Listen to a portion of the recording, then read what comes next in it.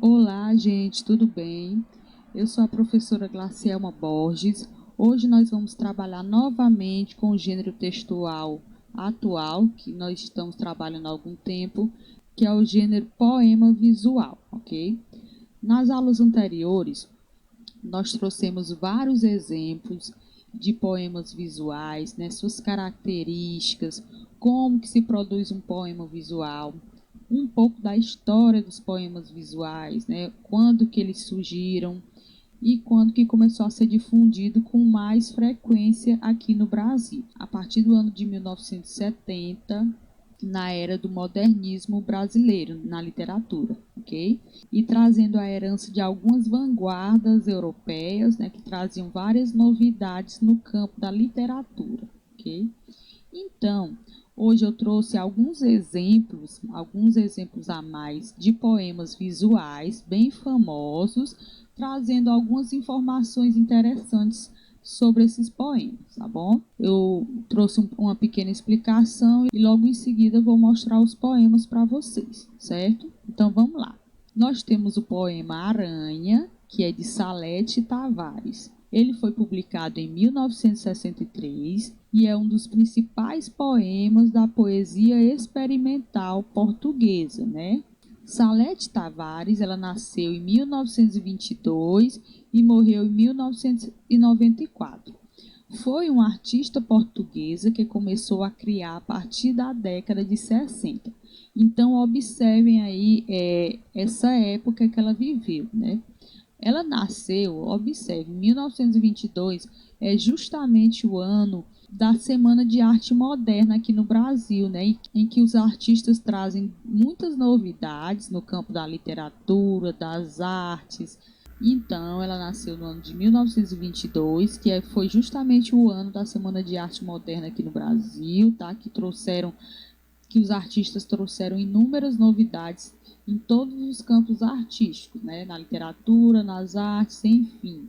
E a década de 60, que foi quando ela começou a criar, lembrem lá, o concretismo, os poemas visuais, eles tiveram uma grande difusão, né? Uma grande divulgação nessa época, ok?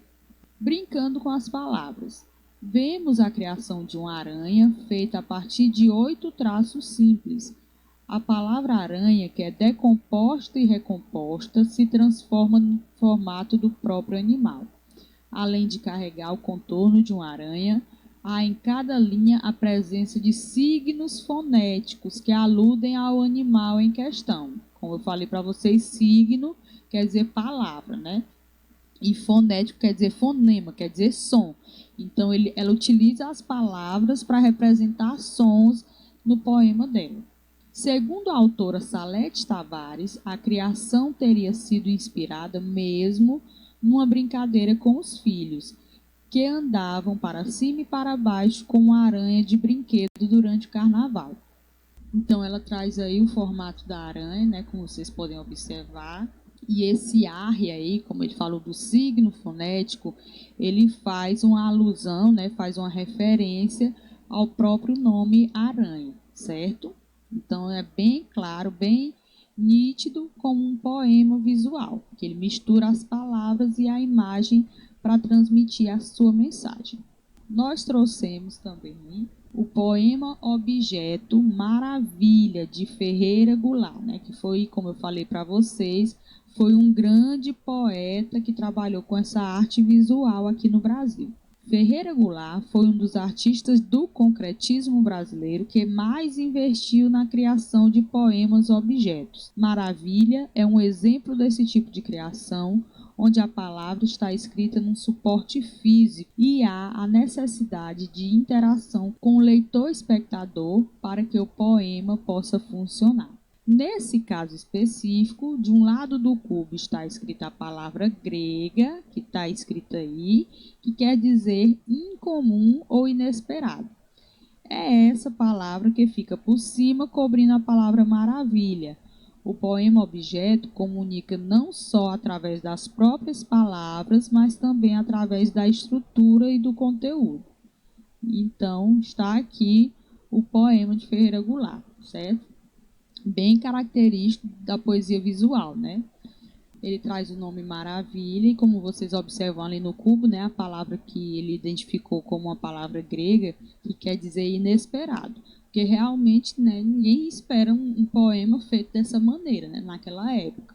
Certo? Só a partir do modernismo e do concretismo foi que surgiu essas novidades. Nós temos também o poema Rio, o Ir, de Arnaldo Antunes.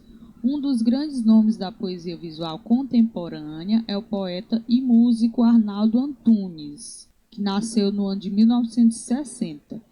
O seu poema Rio, o Ir, é construído todo em um formato circular, um octógono, né, que é aquela figura de 8 lados, dando uma ideia de movimento constante, que seria uma metáfora da própria vida, né, que a nossa vida está sempre em movimento.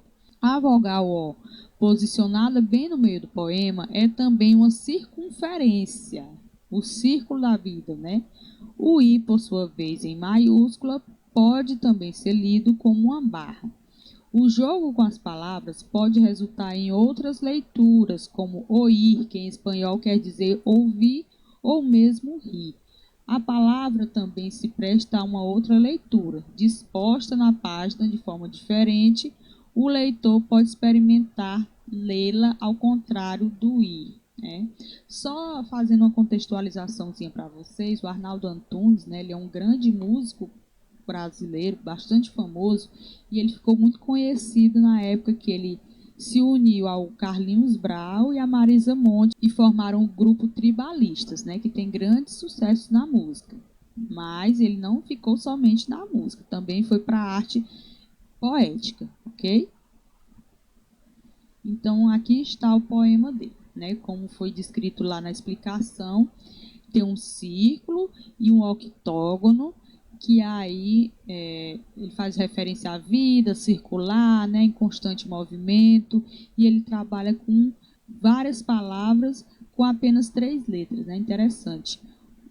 A palavra rio, a palavra oír, que quer dizer ouvir em espanhol, a palavra ir, então tem várias palavras com o objetivo de trazer essa mensagem, né, de uma vida constante, de uma vida de grandes mudanças durante todo esse percurso, toda essa nossa trajetória, certo? Estamos finalizando, né, gente, nossa última aula hoje antes do recesso. Então, de já eu desejo um Feliz Natal, um ótimo ano novo para vocês, com muita saúde, tudo de bom, tá? E até o ano que vem. Um abraço.